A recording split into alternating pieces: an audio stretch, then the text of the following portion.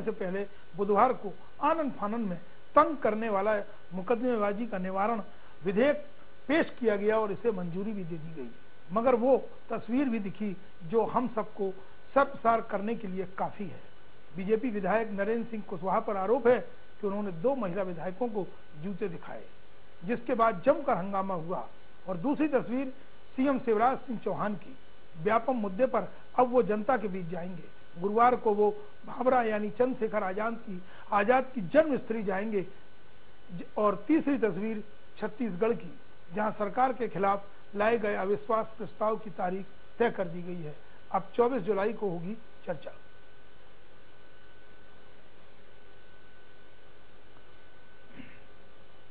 अगर बात अपने ऊपर आती है तो माननीय कितने सक्रिय हो जाते हैं। वानगी देखनी हो तो चलिए मध्य प्रदेश। मंगलवार को विधानसभा में अवमानना के मामले में एक वकील को सजा क्या दी गई, माननीयों को लगा आगे ना ऐसा हो, इसलिए विधेयक बनाना चाहिए।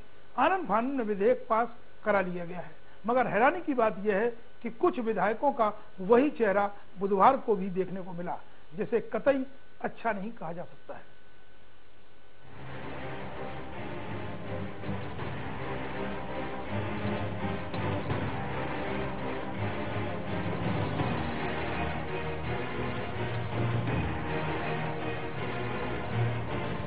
बैतूल के एक स्कूल की ये तस्वीरें हैं। पिछले महीने छत उड़ गई थी, तो अब बच्चे छाता लेकर स्कूल में पढ़ाई कर रहे हैं।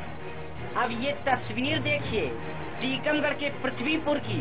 इस महिला की बेटी 17 मई से गायब है, अब तक नहीं मिली, तो अनशन पर बैठ गई। और ये तस्वीरें देखिए, मगर माननीयों के खिलाफ इस वकील ने केस क्या किया, मानो सबकी नींद जाग गई। गुरुवार को सिद्धार्थ को विधानसभा में सजा सुनाई गई, माफी भी मांगी उसने, मगर माननीयों को लगा इतने से कुछ नहीं होगा, तो आनन फानन में अगले ही दिन तंग करने वाला मुकदमेबाजी निवारण विधेयक पेश कर दिया गया और बिना चर्चा ही इसे विधानसभा की स्वीकृति मिल गई। विधेयक के मुताबिक कोई भी व्यक्ति किसी को बिना किसी आधार के बार बार परेशान करने के लिए कोर्ट से वाद लगाता है तो हाई कोर्ट डिसअलाउ करेगा। इसके लिए एडवोकेट जनरल की राय भी ली जाएगी। हालांकि सरकार ने सारे नियम कानून का खुलासा नहीं किया है। ये हाई कोर्ट की मंशा थी कि मामलों की संख्या कम होगी और वास्तविक आरोपियों के ऊपर इस तरह के मामले चलेंगे। मुझे जहाँ तक जानकारी हाई कोर्ट की मंशा थी, चीफ जस्टिस का ही मत था। कांग्रेस कह रही है कि विधेयक मंत्री और सीएम को बचाने के लिए है, इसका कोई मतलब नहीं, कोई फायदा नहीं, हनन होगा आम जनता के अधिकारों का। मैं समझता हूँ कि जो तंग करने वाले आज का विरोधी विधेयक लाए हैं, इससे कहीं कहीं लोगों के आम पब्लिक के विसिल ब्लोअर हैं और लोगों के मौलिक अधिकारों को रोकने का एक प्रयास किया गया। सियासी गलियारों में चर्चा है, व्यापम मसले पर घिरी सरकार मुकदमेबाजी से बचने के लिए ये कानून लेकर आई है। सरकार कहती है आम आदमी के लिए है। बताइए जरूरत क्या थी कानून की? आम आदमी को बेटी नहीं मिल रही है 2.5 महीने से, स्कूल की छत गायब है 1 महीने से। जनता को तो वही दे दीजिए साहब, खुश हो जाएगी। कहाँ कोर्ट कचहरी के पचड़े में पड़ना चाहता है आम इंसान। भोपाल से express reporter Sudhir Dandotiya. Agenda में चर्चा के लिए हमारे साथ स्टूडियो में मौजूद हैं वरिष्ठ पत्रकार प्रवीण शर्मा जी, आपका स्वागत है। साथ ही जुड़े हैं भोपाल से एक्सप्रेस रिपोर्टर सुधीर दंडोतिया जी। सुधीर जी, इस विधेयक के मायने क्या है और आखिर जो टाइमिंग कह रही है वो क्या मायने रखती है? राकेश जी, बिल्कुल देखिए, ये तंग करने वाला जो विधेयक है, इसका सबसे ज्यादा अगर लाभ मिलने वाला है किसी को, तो वो प्रदेश किसी भी सरकार के मंत्री और विधायक हैं, उनको इसका लाभ मिलेगा। क्योंकि आमतौर पर देखा जाता था कि किसी भी कार्रवाई के खिलाफ जब मंत्री या विधायक कोई भी अपराध करते हैं या फिर कोई भ्रष्टाचार करते हैं, अगर उसकी सुनवाई पुलिस थाने में नहीं हो रही है तो उसके खिलाफ में अदालत के अंदर PIL दाखिल की जाती थी, चाहे वो विसल ब्लोअर हो या RTI एक्टिविस्ट हो। हमने अक्सर देखा है कि कोई भी अगर कोई बड़ा बयान या फिर गलत तरीके की बात भी करता है तब भी PIL दाखिल की जाती थी और सीधे कोर्ट उस पूरे मामले पर संज्ञान लेती थी। अब इस नए विधेयक पास होने के बाद में इस तरीके की मुकदमेबाजी पर लगभग पूरी तरीके से लगाम लग जाएगी। एडवोकेट जनरल जो है प्रदेश सरकार के, वो इस बारे में फैसला करेंगे। चूंकि एडवोकेट जनरल की नियुक्ति प्रदेश सरकार के द्वारा की जाती है, ऐसे में निश्चित तौर पर इसका लाभ जो है प्रदेश के जो सत्तारूढ़ पार्टी के मंत्री और विधायक है उनको ज्यादा मिलेगा। साथ ही साथ सरकार ये बात कह रही है कि नौकरशाहों को भी इस विधेयक के अंतर्गत लाने की कवायद की जा रही है। तो ऐसे में आम जनता जो है, जो अपने अधिकारों का उपयोग जुडिशियल के जरिए कम से कम ऐसे भ्रष्ट अधिकारी, मंत्री या विधायकों के खिलाफ करती थी, कोर्ट के जरिए उनके अधिकारों का हनन जरूर करने की कोशिश की गई है इस विधेयक के जरिए। प्रवीण जी, जो वर्तमान माहौल है भ्रष्टाचार को लेकर के है, व्यापम ने उसमें एक बड़ी भूमिका निभाई है, CBI जांच चल रही है मध्य प्रदेश में, और ऐसे में क्या विधेयक जो विधायक हैं वो असुरक्षा के भाव से हैं? असुरक्षा के भाव तो आज सुबह ही देख लिया गया जब सदन में आरिफ वकील ने मुद्दा उठाया, अध्यक्ष से पूछा कि साहब हम सुरक्षित हैं कि नहीं, और सदन के अंदर ही उन्होंने कहा कि साहब हम तो यहाँ भी सुरक्षित नहीं बचे, तो कहाँ सुरक्षित रहेंगे। लेकिन जो विधेयक की बात कर रहे हैं, इसका अंकुर कहाँ से फूटा, खास बात तो ये भी है कि जिस समय इसका विचार आया था, और निश्चित रूप से कहीं ना कहीं ये व्यापम से जुड़ा हुआ मामला, इसको जनता भी समझ रही होगी कि कहाँ से शुरुआत हुई है और इसका लाभ आम आदमी को क्या होने वाला है। इस पे विस्तृत बहस और चिंतन करनी दिखती है मुझे, क्योंकि अभी जो कहीं जो अधिकारी हैं, मंत्री और विधायकों से ज्यादा लाभ वो उठाएंगे, क्योंकि जितने भी मामले पेंडिंग चल रहे हैं कोर्ट में, अगर आप जैसे भी भोपाल भार्गव जी कोर्ट की बात कर रहे थे कि हाई कोर्ट की मंशा थी इसलिए ये आया है, तो अगर देखा जाए हाई कोर्ट में या निचले कोर्ट में भी अधिकांश जो मामले पेंडिंग है उसमें कौन है, सरकारी व्यवस्था के खिलाफ कितने मामले लगे हुए हैं, और अधिकारी इससे बचने का कहीं ना कहीं रास्ता ढूंढ लेंगे। सुधीर जी, जो विधायक हैं वो अपना इसमें क्या नफा नुकसान ढूंढ रहे हैं?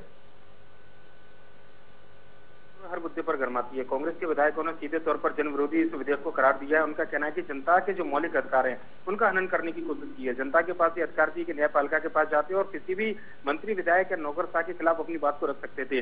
पर लेकिन सबसे बड़ा सवाल इस विधेयक के बाद में ये लगता है कि क्या जो जिले की जो न्याय व्यवस्था है या फिर जो निचले स्तर पर जो न्याय व्यवस्था है उस पर सरकार का यकीन नहीं है, क्योंकि आमतौर पर PIL वगैरह जो भी दाखिल की जाती थी वो जिला न्यायालय या फिर सेशन न्यायालय के अंदर दाखिल की जाती है। ऐसे में अब मध्य प्रदेश के एडवोकेट जनरल जब राय देंगे उसके बाद में PIL दाखिल होगी या फिर कोई नया मुकदमे के लिए अर्जी दी जाएगी, नया मुकदमा दायर किया जाएगा, तो न्याय व्यवस्था पर भी एक सवाल उठाता है कि क्या सरकार को निचले स्तर पर इस तरीके का भरोसा नहीं था जो नया विधेयक लाने की जरूरत पड़ी। राकेश जी। प्रवीण जी, जो माहौल मध्य प्रदेश में बना है और विधानसभा समय से पहले स्थगित हो गई है, ऐसे में आनन फानन इस विधेयक को पास कराया गया है, तो आखिर बीजेपी की आगे की रणनीति क्या है?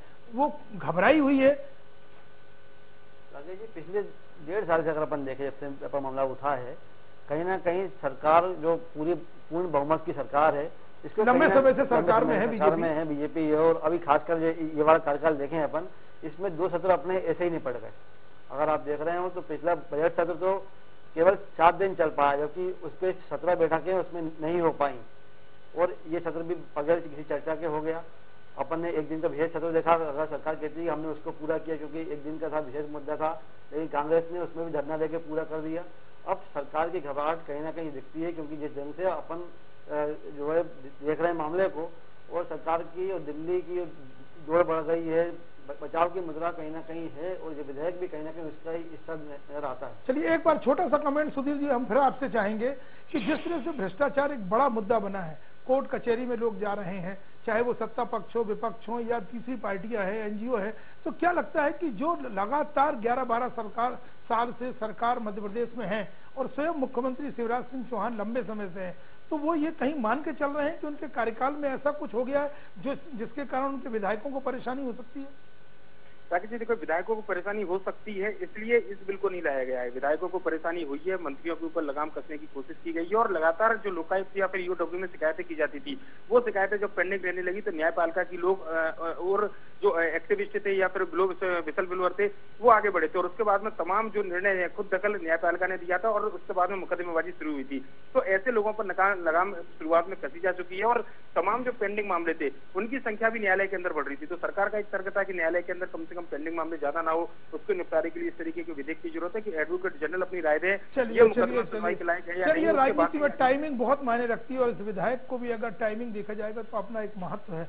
सुधीर दंडोतिया जी, बहुत बहुत शुक्रिया चर्चा में जुड़ने के लिए।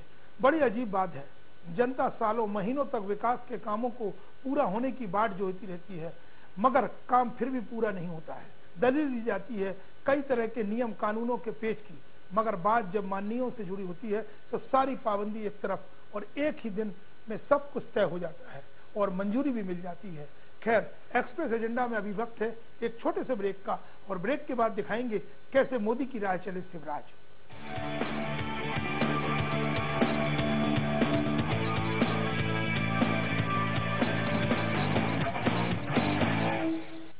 आईसेक्ट यूनिवर्सिटी एनएसडीसी से संबद्ध मध्य प्रदेश का पहला विश्वविद्यालय। इंटरनेशनल पार्टनरशिप 6 देशों के साथ। ये अवार्ड्स हमें स्थापित करते हैं सर्वोच्च शिखर पर। प्रतिभाओं को हम देते हैं भरपूर विस्तार। अपने सपनों से बातें करें, बस एक कदम बढ़ाइए आईसेक्ट यूनिवर्सिटी की तरफ।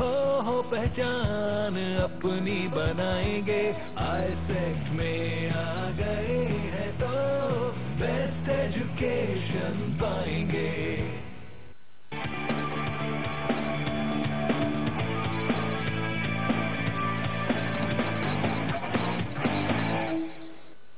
ब्रेक के बाद आपका स्वागत है। ये तो बात हुई विधानसभा में बिना चर्चा के मंजूर हुए विधेयक की। अब मानसून सत्र खत्म होने के बाद सीएम शिवराज सिंह चौहान जनता के बीच जाएंगे। कोशिश होगी कि व्यापक मुद्दे पर अपनी बात जनता के सामने असरदार तरीके से रखें, जिससे वो खुद को बेदाग साबित कर सकें। गुरुवार को अलीराजपुर के भाबरा में सीएम शिवराज सिंह चौहान अमर शहीद चंद्रशेखर आजाद की जयंती के कार्यक्रम में शामिल होंगे।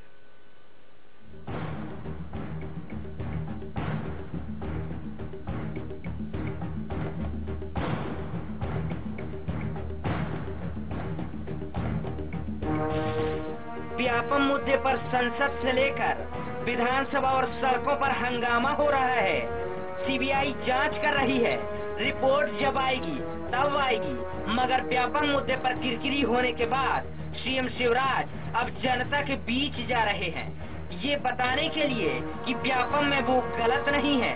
सब उनकी इमेज को धूमिल करने की कोशिश हो रही है।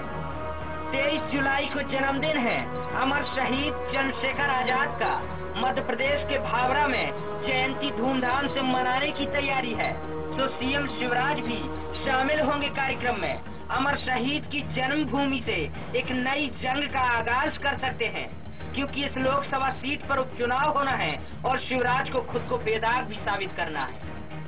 व्यापम मुद्दा उछलने के बाद मोदी की तर्ज पर चल रहे शिवराज अब मध्य प्रदेश की जनता से साथ खड़े होने की इमोशनल अपील भी कर सकते हैं।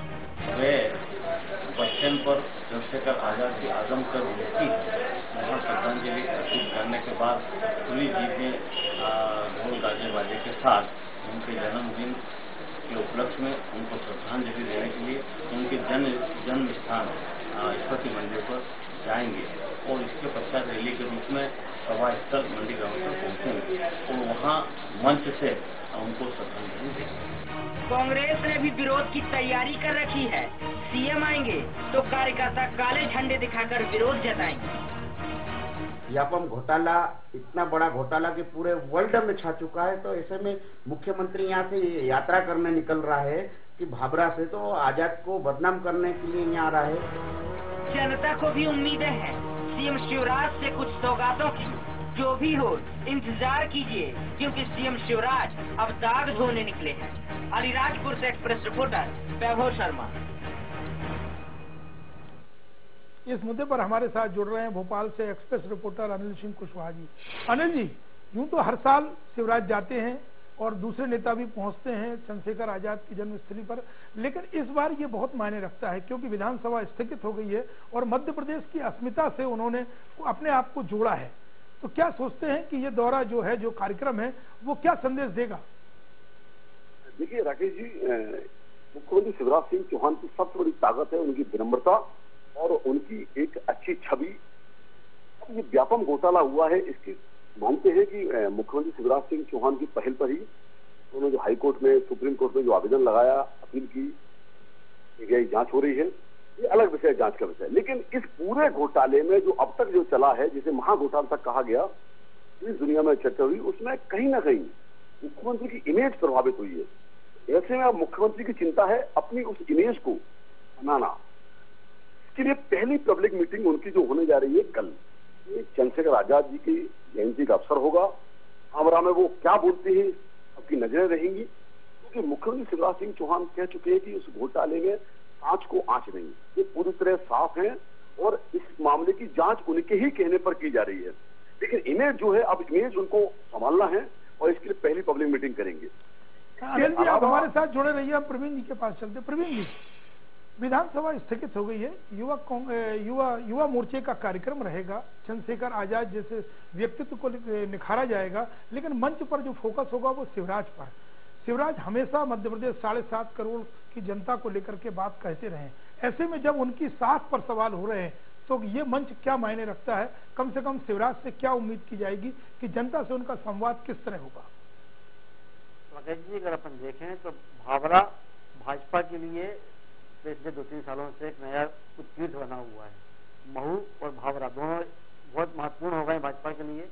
पिछले बार भी उनकी जयंती पे जो है पूरे वहाँ की मिट्टी लेके पूरे देश में घुमाई, पूरे प्रदेश में घुमाई गई थी। युवा मोर्चा की बाकायदा यात्राएं हुई। शिवराज जी ने भी जब अध्यक्ष थे अपनी बैठक की शुरुआत वहीं से की थी। अब शिवराज जी को भी एक सीधा जनता से जुड़ने का सीधा स्थान वही नजर आया है। और वैसे भी अगर अपन देखें तो प्रदेश में जमीन और जनता जन जन से जुड़े हुए हैं शिवराज। अब उस छवि को अगर दिखाना है और अपनी जो आजकल जो व्यापम को लेकर जो उंगलियां उठी हैं और कहीं ना कहीं अपन कह रहे हैं छाप भी कमजोर हुई है, उसको सुधारने के लिए उससे अच्छा मौका और अच्छा स्थान मुझे लगता नहीं कि भाजपा कहीं ढूंढ पाती, इसलिए वहां जाना पड़ा। अनिल जी कहते हैं मौका भी है, दस्तूर भी है, व्यापम पर सफाई भी देना है, सदन खत्म हो गया है और जनता के बीच जाना है, और जहां जा रहे हैं वहां उपचुनाव भी निकट भविष्य में होना है। आदिवासी बेल्ट है, ऐसे में देखिए जो शिवराज सिंह वहां पहुंच रहे हैं, दिलीप सिंह भूरिया कुछ दिन पहले भी वो वहां गए थे, जिनका निधन हो गया था। तो आदिवासियों के बीच में और व्यापम को लेकर के चर्चा या संदेश कहां दे सकते हैं? देखिए राकेश जी, मुख्यमंत्री शिवराज सिंह चौहान ने पहली पब्लिक मीटिंग भावरा में कल उनकी होने जा रही है। तो ये उस सूरत में हो रही है कि तो सीबीआई जांच शुरू होने के बाद, और दूसरा विधानसभा में जो हुआ उसके बाद पहली पब्लिक मीटिंग है। इसके बाद मुख्यमंत्री शिवराज सिंह चौहान ने एक स्वाभिमान यात्रा भी शुरू करने का फैसला किया है। तो ये अगस्त में दूसरे पखवाड़े में होगी। तो निश्चित तौर पर कह सकते हैं कि मुख्यमंत्री शिवराज सिंह चौहान अपनी इमेज को लेकर बड़े चिंतित है। यही उनकी बहुत बड़ी ताकत है। जो बाई इलेक्शन की जो बात की है ये होना है, ये भी उनके लिए एक चुनौती है। ऐसे में व्यापम की आंच या व्यापम को लेकर कांग्रेस ने जो माहौल बनाया है या कांग्रेस जिस फ्रंट पे लड़ रही है उसको क्रॉस करना, काटना मुख्यमंत्री के लिए जरूरी है। और इसके लिए उन्होंने ये आमरा में जो जयंती का अवसर चुना है। कह सकते हैं कि शक्ति प्रदर्शन होगा। प्रवीण जी छोटा सा कमेंट चाहेंगे। नगरीय निकाय के चुनाव भी घोषित हो गए हैं, देवास में भी चुनाव होना है विधानसभा का, और झाबुआ में भी लोकसभा का चुनाव होना है। व्यापम का मुद्दा गहराया है, दिल्ली तक गूंज है। शिवराज के लिए एक मौका है कि जनता के बीच में जाके एक बार फिर उनका जनादेश प्राप्त करें, जिससे कम से कम विरोधियों को ये कहने को मौका मिल जाए कि जनता की नजर में वो अभी भी सही है। निश्चित रूप से कहीं ना कहीं जनता से सीधे संवाद और संपर्क करने की मुहिम है शिवराज जी की, और वो जनता के बीच में लगातार जाते भी रहे हैं। उनकी आयात में जो है अपन तो उनकी पहचान भी जनता से सीधे जुड़ा है उनका। और ये जो अब चुनाव भी होने वाले हैं वहाँ चूंकि दिलीप सिंह भूरिया जी की एक कमी हो गई है आदिवासी क्षेत्र में, उस कमी की पूर्ति करने के लिए शिवराज जी को मैदान में आना होगा और ये उसकी शुरुआत भी हो सकती है। चलिए देखते हैं। अनिल सिंह कुशवाहा जी बहुत बहुत शुक्रिया चर्चा में जुड़ने के लिए। सीएम शिवराज सिंह चौहान गुरुवार को अलीराजपुर में जनता के बीच होंगे। यहीं से वो लोकसभा उपचुनाव के प्रचार का आगाज भी कर सकते हैं। यानी साफ है कि सीएम व्यापम मुद्दे पर जनता से जन समर्थन जुटाने की कोशिश करेंगे और फिर इसी को उपचुनाव को बनाने में भी कोशिश होगी। उन्हें मालूम है कि ये उपचुनाव अगर जीते तो व्यापम पर खड़े हो रहे सवालों का जवाब जनता कांग्रेस को देगी। एजेंडा में फिलहाल वक्त है एक छोटे से ब्रेक का, और ब्रेक के बाद दिखाएंगे छत्तीसगढ़ में अविश्वास प्रस्ताव पर क्या है कांग्रेस की रणनीति।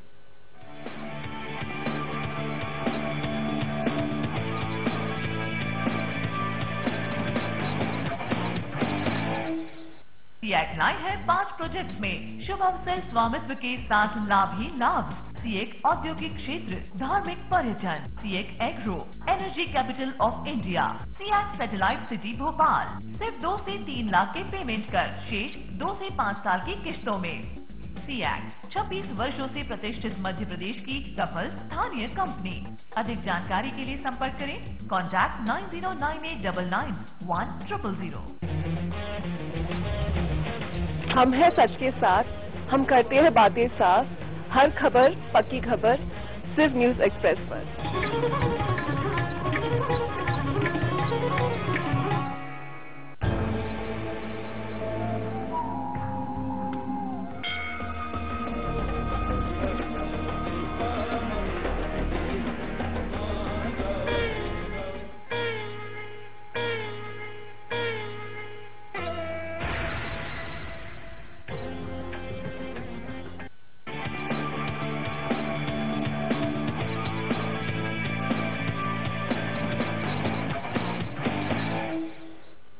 ब्रेक के बाद एक बार फिर आपका स्वागत है। ये तो बात हुई मध्य प्रदेश के सीएम शिवराज सिंह चौहान के मानसून सत्र के बाद पहले जनता के बीच जाने के दौरे की, जहां वो अब व्यापक मुद्दे पर डैमेज कंट्रोल में जुटे हैं।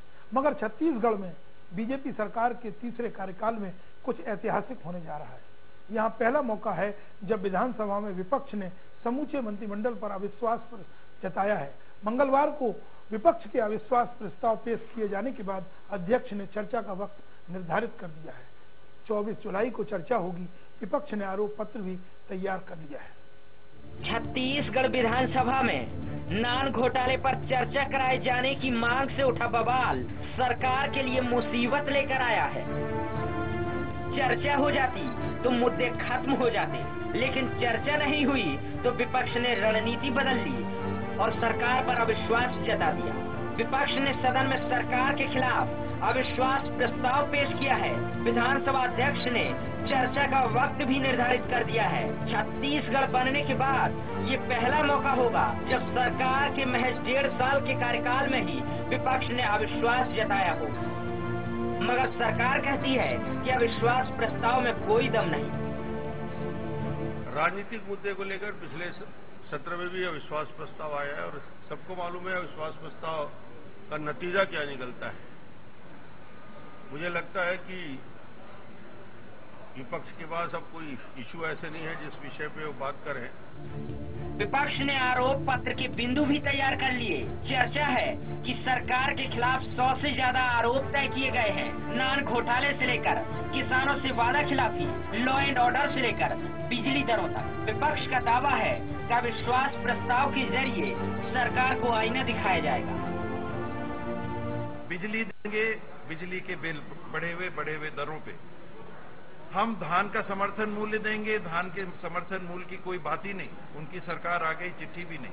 सरकार घोटाले पे घोटाला किए जा रहे हैं।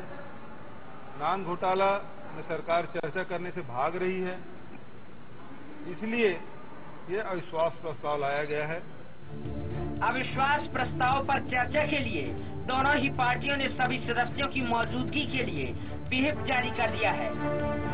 जाहिर है विपक्ष के बार पर बचाव की कोशिश सत्ता पक्ष की होगी। लिहाजा देखना दिलचस्प होगा कि जिस प्रस्ताव के जरिए विपक्ष सरकार को आईना दिखाने का सपना संजो रही है उस पर कामयाब होती है या नहीं। रायपुर से एक्सप्रेस रिपोर्टर आशीष तिवारी। इस मुद्दे पर हमारे साथ जुड़ रहे हैं रायपुर से एक्सप्रेस रिपोर्टर आशीष तिवारी। आशीष तिवारी, संख्या गणित तो सब कुछ साफ कर रहा है, लेकिन आखिर क्या मुद्दों को हवा देने के लिए इस प्रस्ताव के जरिए कांग्रेस की कोशिश है? देखिए, निश्चित तौर पर राकेश जी, काफी अहम सवाल आपने किया है। संख्या बल तो साफ इस बात को बयां कर रहा है कि अविश्वास प्रस्ताव का हर्ष क्या होने वाला है, लेकिन कांग्रेस की कोशिश इस बात को लेकर थी अविश्वास प्रस्ताव लाने के पहले ही कम से कम एक मैसेज पूरे प्रदेश में फैल जाए कि किन मुद्दों को लेकर सरकार के खिलाफ कांग्रेस अविश्वास प्रस्ताव सदन में लेकर आई है। और एक महत्वपूर्ण बात यह है कि सत्र शुरू होने के पहले कांग्रेस ने 10 अलग अलग स्थगन प्रस्ताव तैयार कर रखा था, लेकिन केवल नान घोटाले के मुद्दे पर जब स्थगन प्रस्ताव पेश किया गया उसके बाद ही कांग्रेस ने ये तय कर लिया कि अब अविश्वास प्रस्ताव पेश करने का वक्त आ गया। लेकिन होना ये चाहिए था कि कम से कम शुरुआती 3 दिनों में कांग्रेस स्थगन के मुद्दों पर सरकार को घेरती और उसके बाद अविश्वास प्रस्ताव लाती, तो जो 10 दिनों का सत्र पहले से ही निर्धारित किया गया था उसे कांग्रेस भरपूर इस्तेमाल कर सकती थी। लेकिन कहीं ना कहीं कांग्रेस ने एक जल्दबाजी कर दी अविश्वास प्रस्ताव लाकर, ऐसा साफ तौर पर कहा जा सकता है। आशीष, मैं आपके पास दोबारा लौटूंगा। प्रवीण जी, कांग्रेस में राष्ट्रीय स्तर पर दिल्ली में जब संसद चल रही है या जिन राज्यों में विधानसभा चल रही है,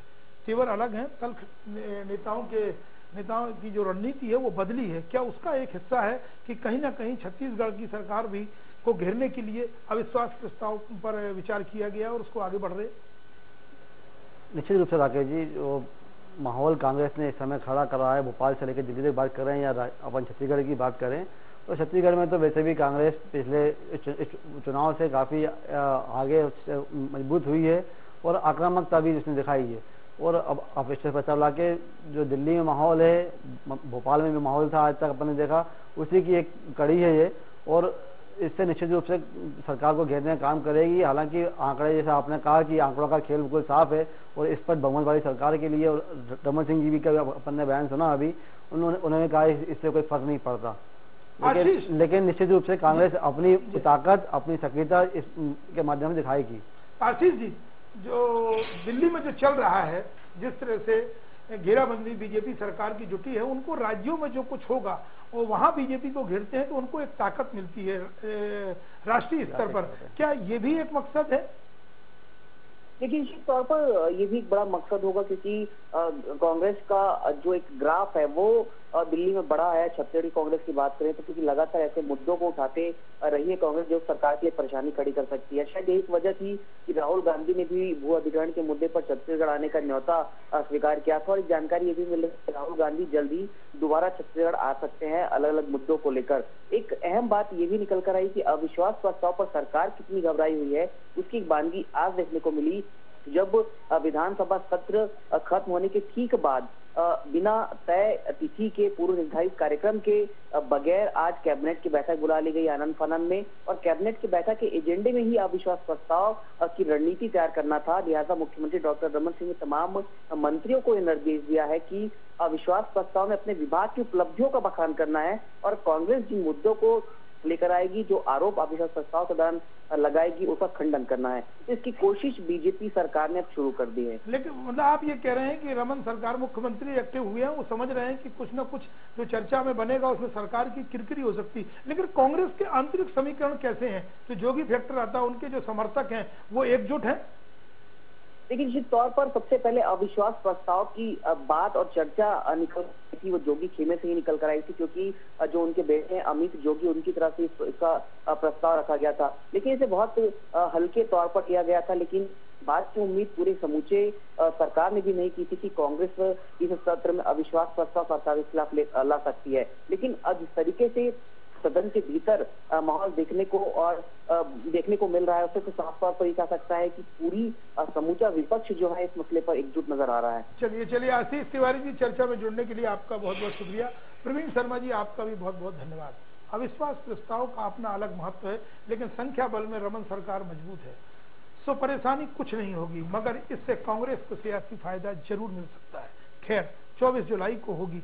विपक्ष के बार सरकार को कितना विचलित कर पाते हैं और सरकार अपना बचाव कैसे करती है, देखना दिलचस्प होगा। आज के एजेंडा में इतना ही। मुझे दीजिए इजाजत। नमस्कार।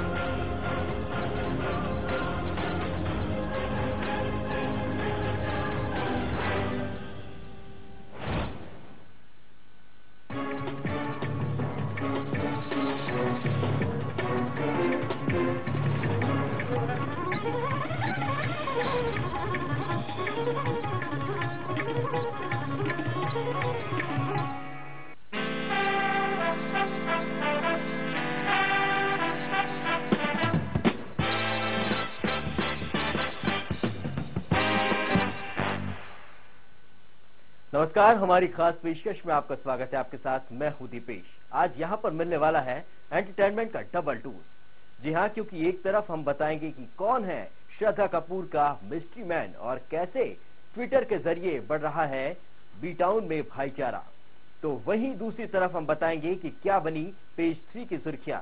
तो चलिए फिर जल्दी से शुरू करते हैं एंटरटेनिंग ये सफर।